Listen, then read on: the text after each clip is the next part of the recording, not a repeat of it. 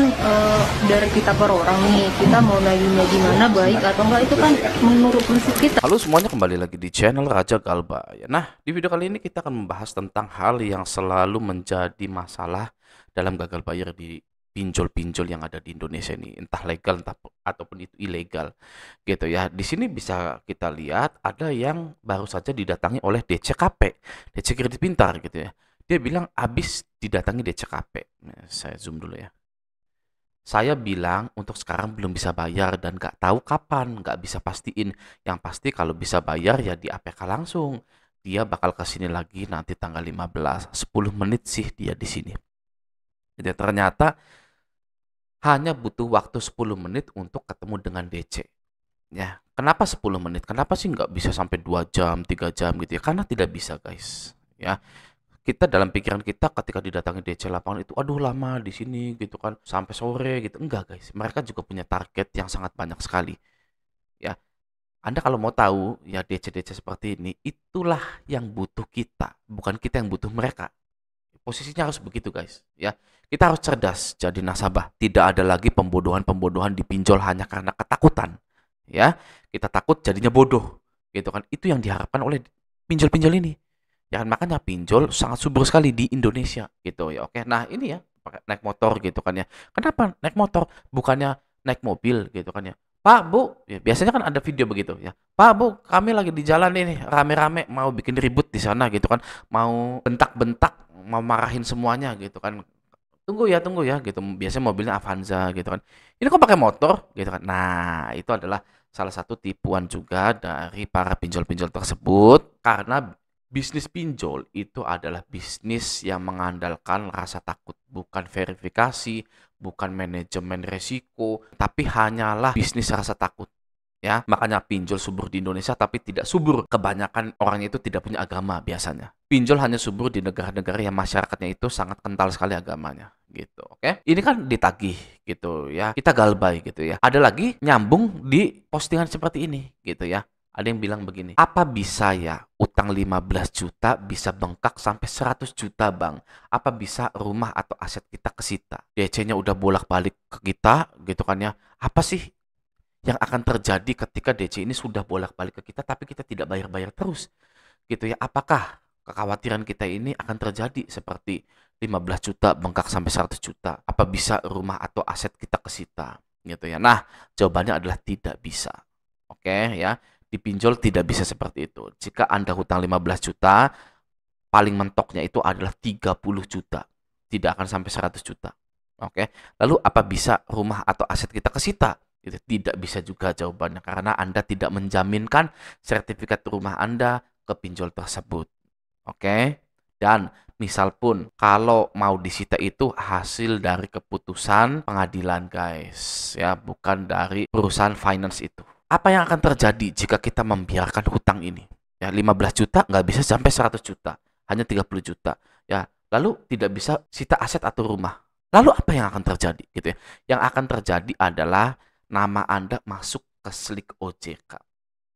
Ya, slik OJK atau BI checking Anda jadi jelek.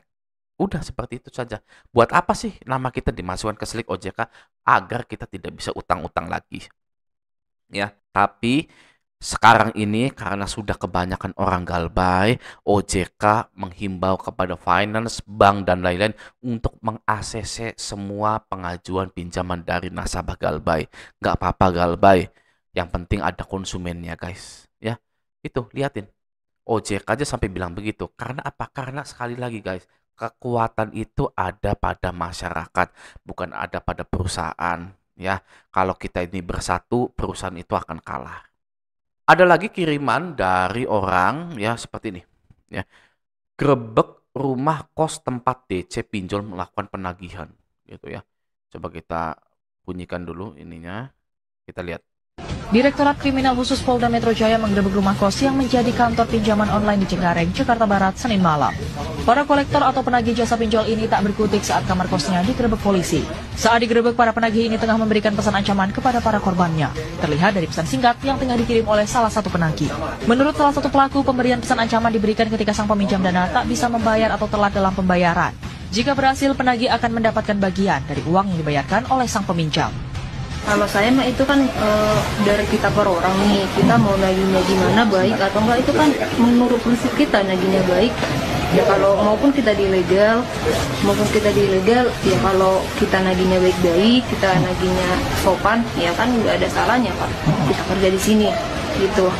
Jadi saya nagihnya ya baik-baik aja, biasa aja nagihnya. Ya.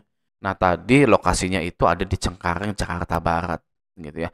Dan saya lihat tadi ini seperti kos-kosan ya, bukan kantor gitu ya. Ini ya, tuh kantor masa begini? Nggak mungkin ya.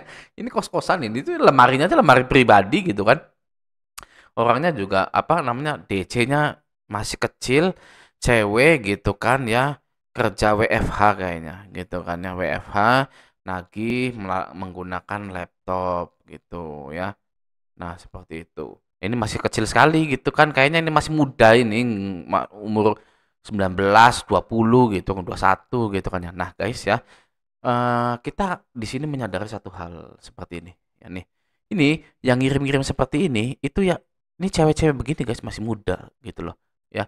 Jadi kita jangan terpengaruh gitu loh sama cewek-cewek muda. Malu nggak sih Anda? Ya, terpengaruh sama cewek-cewek begini gitu kan ya. Kita laki-laki gitu kan ya, nggak tahu kalau cewek lagi gitu kan. Nih liatin ya. Siapkan matras 10.000, silahkan stay di alamat rumah gitu kan ya, yang terdaftar di sistem kondusif dan siapkan dana lunas untuk pembayaran akan kok dikoordinasi dengan petugas lingkungan setempat. Ya kan? Yang ngirim itu ya begini-begini guys. Jadi kalau ada penagihan seperti ini itu nggak usah diladeni lagi ya. Mau isinya kebun binatang semua, mau isinya ancaman semua, jangan diladeni. Ya kenapa jangan diladeni? Karena DC ini itu mencari orang yang membalas. Ya, kalau nasabah ini sampai membalas, nasabah ini akan terus ditekan karena dia tahu dia sudah di briefing oleh manajernya, oleh atasannya bahwa siapapun orang yang balas berarti dia masih bisa ditagih. Ya, kalau tidak dibalas, kalau checklist satu abaikan. Ya, kita cari yang lain, kita tagih yang lain. Ya, misal Anda kerja jadi DC seperti ini, ya.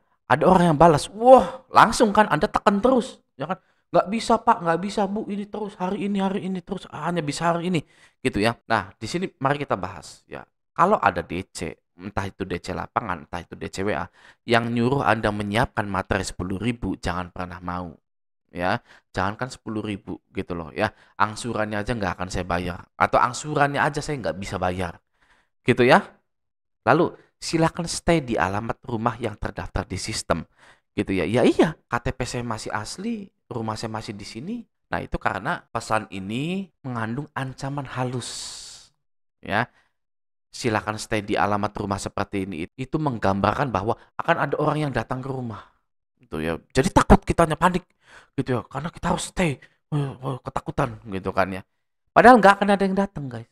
Ya karena orang yang laginya juga cewek-cewek begini, guys. Gitu, oke. Lalu kondusif dan siapkan dana lunas untuk pembayaran, ya kan?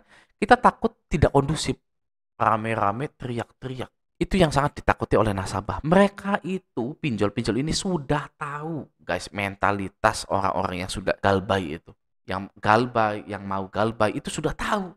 Mereka sudah tahu semua. Materai itu menggambarkan bahwa ini resmi, hitam putih, ada hukumnya. Nah, itu membuat takut nasabah. Gitu ya. Itu materai. Yang kedua, silakan stay di alamat rumah. Jangan kabur kamu, ya. Karena orang yang utang itu kebanyakan kabur, gitu ya. Anda harus stay di rumah. Gitu. Oke. Yang ketiga, kondusif. Karena kita bisa buat keributan. Siapkan dana lunas untuk pembayaran. Oke. Lalu akan dikoordinasi dengan petugas lingkungan setempat. Biar malu nasabahnya. Gitu. Jadi mereka itu memang benar-benar sudah mengetahui ketakutan orang yang galbay. Mereka memanfaatkan itu untuk mendapatkan tagihan-tagihan yang bunganya itu melanggar aturan OJK. Kenapa mereka selalu menagihnya seperti ini? Seperti buru-buru banget. Cepetan kayaknya tuh buru-buru banget gitu kan ya. Penagihan di pinjol itu nggak ada yang rasanya santai itu guys. Pasti buru-buru gitu kan. Karena merekanya juga melanggar aturan. Ya, melanggar aturan OJK, bunganya harusnya segini, administrasinya harusnya segini, tapi diabaikan gitu. Makanya pengen cepet-cepet gitu kan. Seperti itu guys, ya. Kalau kita biarkan mereka yang ketakutan, ya, teror makin intens. Karena mereka sedang ketakutan, guys. Itulah tabir sebenarnya yang terjadi pada perusahaan pinjol itu. Ya, yang ada di atas angin itu sebenarnya kita-kita masyarakat ini. Ya, tapi pinjol sebegitu hebatnya membuat nasabah lah yang di bawah. Padahal aslinya kalau kita mau mentelaah lebih dalam, mau melihat lebih dalam, ya, pinjol lah yang butuh, kita pinjol lah yang ada di bawah. Oke, semoga video ini bermanfaat. Sampai jumpa di video selanjutnya.